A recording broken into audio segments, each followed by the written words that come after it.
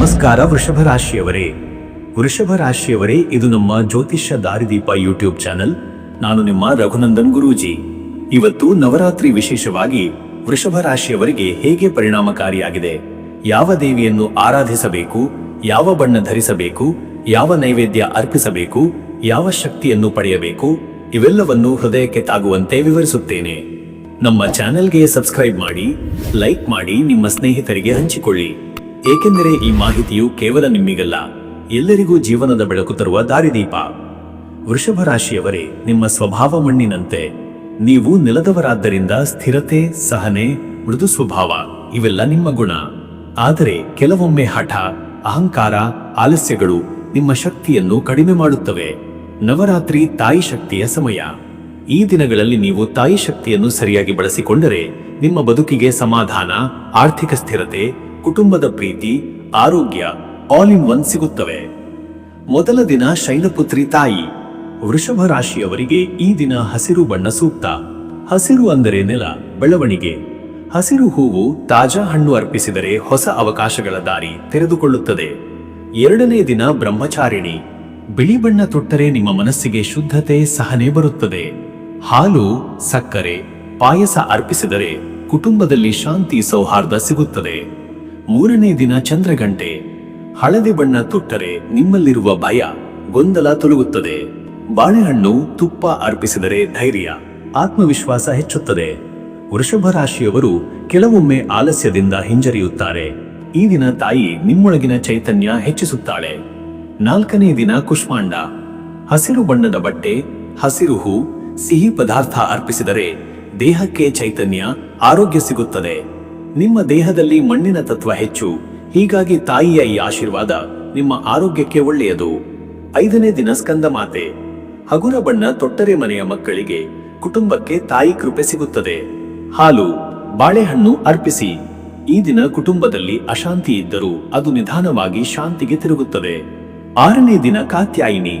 ಗುಲಾಬಿ ಬಣ್ಣ ತೊಟ್ಟರೆ ಪ್ರೀತಿಯ ಸಂಬಂಧಗಳಲ್ಲಿ ಮಧುರತೆ ಹೆಚ್ಚುತ್ತದೆ. ಬೆಲ್ಲ, ಜೇನು, ಗುಲಾಬಿ ಹೂ ಅರ್ಪಿಸಿದರೆ ದಾಂಪತ್ಯ ಜೀವನ ಸುಂದರವಾಗುತ್ತದೆ. ಏಳನೇ ದಿನ ಕಾಳರಾತ್ರಿ. ನೀಲಿ ಬಣ್ಣ ತೊಟ್ಟರೆ ನಿಮ್ಮೊಳಗಿನ ಭಯ, ಸಂಶಯ, ಆಲಸ್ಯ ಹೋಗುತ್ತವೆ. ಎಳ್ಳು, ಜೋಳ ಅರ್ಪಿಸಿದರೆ ಅಡೆತಡೆಗಳು ದೂರವಾಗುತ್ತವೆ. ವೃಷಭ ರಾಶಿಯವರು ಹಠ ಹಿಡಿದು ಮುಂದೆ ಸಾಗದೆ ನಿಂತುಕೊಳ್ಳುವ ಗುಣವಿದೆ. ಈ ದಿನ ತಾಯಿ ಆ ಹಠವನ್ನು ಗೆದ್ದು ದಾರಿಯನ್ನು ತೋರಿಸುತ್ತಾಳೆ. ಎಂಟನೇ ದಿನ ಮಹಾಗೌರಿ. ಬಿಳಿ ಬಣ್ಣ ತೊಟ್ಟರೆ ಶಾಂತಿ, ದೀರ್ಘಾಯುಷ್ಯ, ಆರೋಗ್ಯ ಸಿಗುತ್ತದೆ. ತೆಂಗಿನಕಾಯಿ, ಹಾಲು, ಬಿಳಿ ಹೂ ಅರ್ಪಿಸಿದರೆ ಮನಸ್ಸು ಹಗುರವಾಗುತ್ತದೆ. ಒಂಬತ್ತನೇ ದಿನ ಸಿದ್ಧಿದಾತ್ರಿಯ ಆರಾಧನೆ.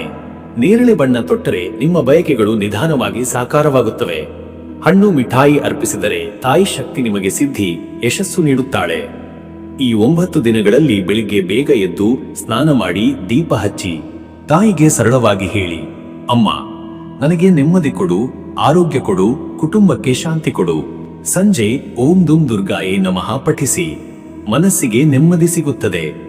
ವೃಷಭ ರಾಶಿಯವರಿಗೆ ಈ ದಿನಗಳಲ್ಲಿ ಒಂದು ಮುಖ್ಯ ವಿಷಯ, ಅಹಂಕಾರ, ಹಠ ಬಿಟ್ಟು ಮೃದು ಸ್ವಭಾವದಿಂದ ಇರಬೇಕು. ನೀವು ಎಷ್ಟು ಶಾಂತವಾಗಿರುತ್ತೀರೋ ಅಷ್ಟೇ ತಾಯಿ ಶಕ್ತಿ ಬಲವಾಗಿ ನಿಮ್ಮ ಜೀವನಕ್ಕೆ ಬರ್ತದೆ. ಆರ್ಥಿಕವಾಗಿ ಹೊಸ ಹೂಡಿಕೆ ಮಾಡಲು ಬೇಡ, ಮೊದಲು ಹಳೆಯ ಸಾಲ ಬಾಕಿ ಮುಗಿಸಿ. ಹಸಿರು ಹೂ ಅರ್ಪಿಸಿದರೆ ಆರ್ಥಿಕ ಲಾಭ ಹೆಚ್ಚಾಗುತ್ತದೆ. ಈ ದಿನಗಳಲ್ಲಿ ಬಡವರಿಗೆ ಅನ್ನ, ಹಣ್ಣು, ಬಟ್ಟೆ ಕೊಟ್ಟರೆ ತಾಯಿ ಆಶೀರ್ವಾದ ಇನ್ನಷ್ಟು ಹೆಚ್ಚುತ್ತದೆ. ವೃಷಭ ರಾಶಿಯವರು ಸಾಮಾನ್ಯವಾಗಿ ಕುಟುಂಬ ಕೇಂದ್ರಿತರು, ಆದರೆ ಈ ಬಾರಿ ಸಮಾಜಕ್ಕೂ ಕೊಡುವುದರಿಂದ ದೈವಕೃಪೆ ಹೆಚ್ಚಾಗುತ್ತದೆ. ನವರಾತ್ರಿಯಲ್ಲಿ ಭಜನೆ, ಮಂತ್ರ ಪಠಣಗಳಲ್ಲಿ ಪಾಲ್ಗೊಳ್ಳಿ. ನಿಮ್ಮ ಆಲಸ್ಯ, ನಿರಾಸೆ, ಒತ್ತಡ ಆಲ್ ಗಾನ್. ತಾಯಿ ಶಕ್ತಿ ನಿಮ್ಮ ಜೀವನದಲ್ಲಿ ಬೆಳಕು ತರ್ತದೆ.